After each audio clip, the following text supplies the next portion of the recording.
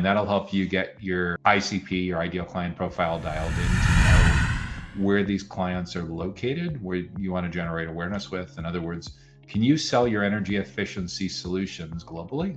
Or do you only sell in one region of the world? Or do you only sell in one country or in one part of one country? Again, we need to get really specific, because when it comes to how you approach go-to-market sales and marketing and product development, all of this needs to be grounded in the reality of where you can successfully market, sell, and service and deliver these energy efficient solutions. And depending on the nature of what you're doing, energy efficiency usually requires site visits. This isn't like you're selling cybersecurity. This isn't like you're selling infrastructure or cloud services. By the nature of energy efficiency, you're almost always going to need to have a physical presence that is either nearby because you have employees or channel partners in that regions, or you develop relationships with channel partners in that particular regions to be your feet on the ground to go and have close proximity to these facilities. There are some huge companies that have their employees just on the road 50, 75% of the year, 30, 40, 50 weeks out of the year. And I just spoke to someone on the podcast a couple of weeks ago who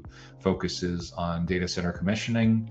And he doesn't travel to conferences, but wow, does he travel a lot for visiting client sites and going and doing these inspections of these huge chillers and things like that need to go in these facilities. So there's a perfect example of, yes, it is possible as an energy efficiency consultancy or solutions provider to have your team constantly be traveling, but there's a really good chance as well that at some point, depending on the sophistication level of your clients, they may demand that you actually have resources that live in that region so they can get there with a really quick turnaround time. So in terms of generating awareness, get specific on geographically where they're located, how big or small their companies are. When it comes to defining the headcount or the employee range of what's a good fit client for you, like at the lower end of the range, you'll know, right, what your minimum project size is, right? So like at some point, knowing your minimum project size, you should have a pretty good idea of how big that company needs to be to afford your minimums.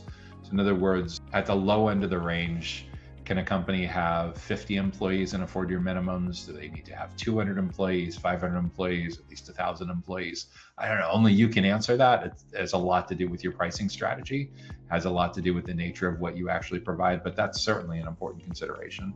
And at the extreme upper end of the range, when a client is so large, are there times when they have requirements that you just can't deliver today based on your current team and resources? So for argument's sake, if we're talking about an energy efficiency data center solutions provider, maybe your sweet spot is like 200 employees up to 5,000 employees, or 200 employees up to 10,000 employees, or something like that. That will certainly help a lot with dialing in your ideal client profile and building your target account list, and with everything that you're going to do going forward with outbound prospecting and ads.